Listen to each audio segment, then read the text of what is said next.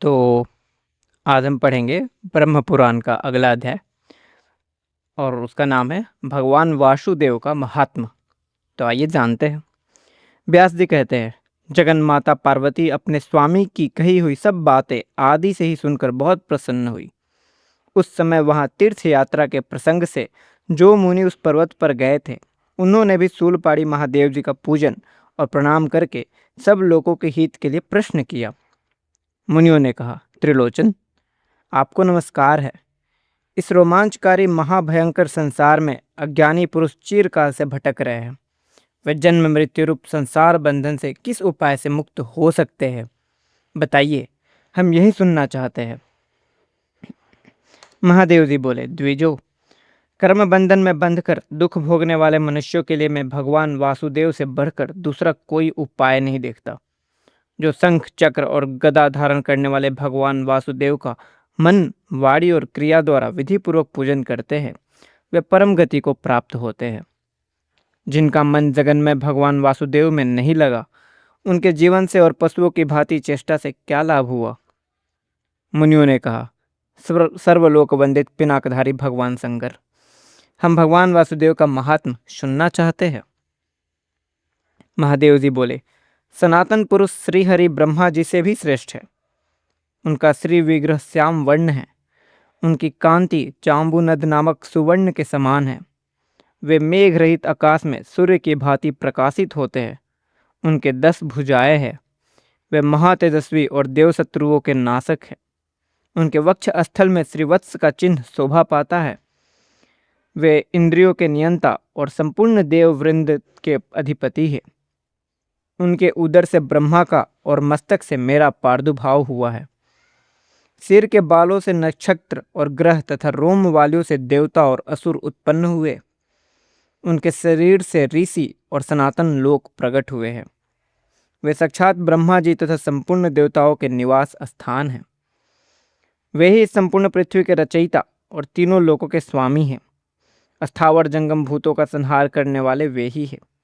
वे देवताओं के भी देवता और रक्षक हैं। शत्रुओं को ताप देने वाले, सर्वज्ञ, सर्वस्त्रष्टा, सर्वव्यापी और सब और मुख वाले हैं। तीनों लोकों में उनसे बढ़कर दूसरी कोई वस्तु नहीं है।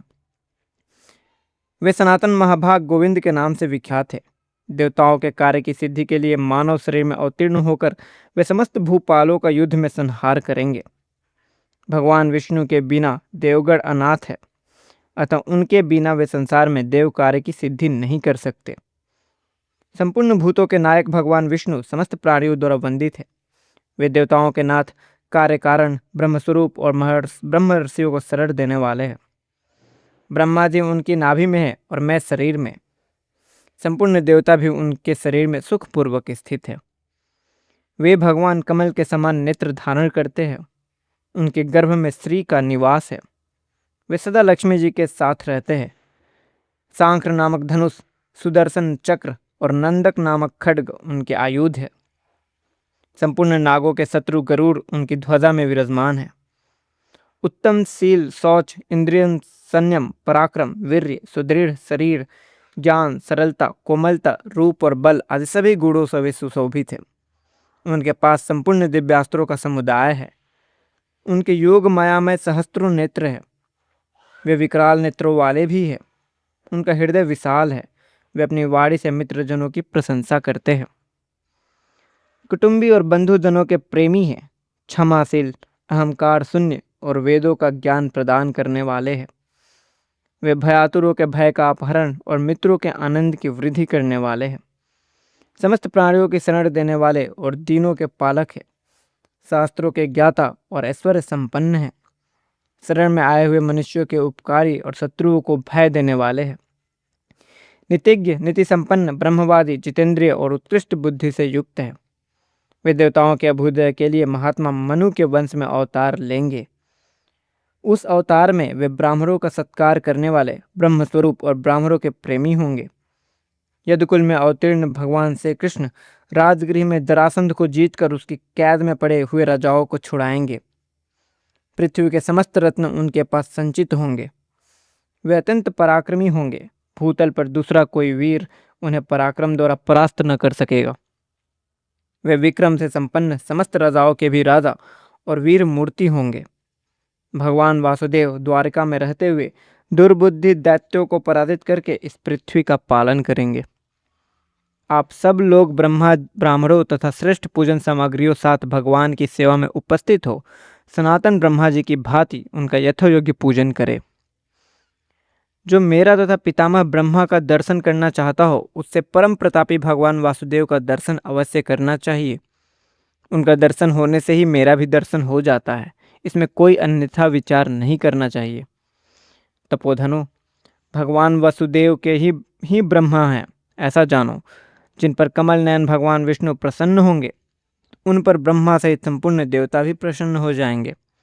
संसार में जो मानव भगवान केशव की शरण लेगा उसे कीर्ति, यश और स्वर्ग की प्राप्ति होगी। इतना ही नहीं, वह धर्मात्मा होने के साथ ही धर्म का उपदेश करने वाला आचार्य होगा। महातेजस्वी भगवान विष्णु ने प्रजा वर्ग का हित करने की इच्छा से धर्म अनुष्ठान के लिए कोटि कोटि ऋषियों को उत्पन्न किया। वे सनत कुमार आदि ऋषि गंधमादन पर्वत पर विधि पूर्वक तपस्या में संलग्न है। इसलिए धर्मज्ञ एवं प्रवचन कुशल भगवान विष्णु सबके लिए नमस्कार करने योग्य है। वे वंदित होने पर स्वयं वंदना करते हैं और सम्मानित होने पर स्वयं भी सम्मान देते हैं। जो प्रतिदिन उनका दर्शन करता है उस पर वे भी सदा कृपा दृष्टि रखते हैं। जो उनकी शरण में जाता है उसकी ओर वे भी बढ़ाते हैं। जो उनकी अर्चना करता है उसकी वे भी सदा अर्चना करते हैं। इस प्रकार आदिदेव भगवान विष्णु अनिंद्य है। साधु पुरुषों ने उनकी आराधना के लिए बड़ी भारी तपस्या की है। देवताओं ने भी सनातन देव श्री हरि का सदा ही पूजन किया है। भगवान के अनुरूप निर्भयता से युक्त हो उनकी शरण में जाकर उनकी आराधना में मन लगाया है। संपूर्ण द्विजों को चाहिए कि वे मन, वाणी और क्रिया द्वारा भगवान देवकी नंदन की सेवा में उपस्थित हो यत्नपूर्वक उनका दर्शन और नमस्कार करें। मुनिवरों, मैंने इसी मार्ग का अनुष्ठान किया है। उन सर्वदेवेश्वर भगवान का दर्शन कर लेने पर संपूर्ण देवताओं का दर्शन हो जाता है। उन महावराह रूपधारी सर्वलोक पितामह जगतपति भगवान विष्णु को मैं नित्य प्रति प्रणाम करता हूँ।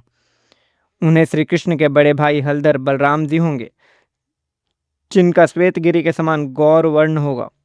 इस पृथ्वी को धारण करने वाले शेष नाग ही उनके रूप में अवतीर्ण होंगे। वे भगवान शेष बड़ी प्रसन्नता के साथ सर्वत्र विचरण करते हैं। वे अपनी फण से पृथ्वी को लपेट करके स्थित है।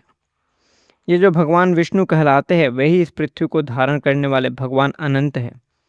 जो बलराम है वही समस्त इंद्रियों के स्वामी धरणीधर अच्युत है। वे दोनों पुरुष सिंह दिव्य रूप एवं दिव्य पराक्रमी हैं। उन दोनों को दर्शन और आदर करना चाहिए। वे क्रमशः चक्र और हल धारण करने वाले हैं। तपोधनो, मैंने तुम लोगों से भगवान के अनुग्रह का यह उपाय बताया है, अतः तुम सब लोग प्रयत्न पूर्वक यदुश्रेष्ठ भगवान वासुदेव का पूजन करो। बोलिए भगवान श्री कृष्ण की जय।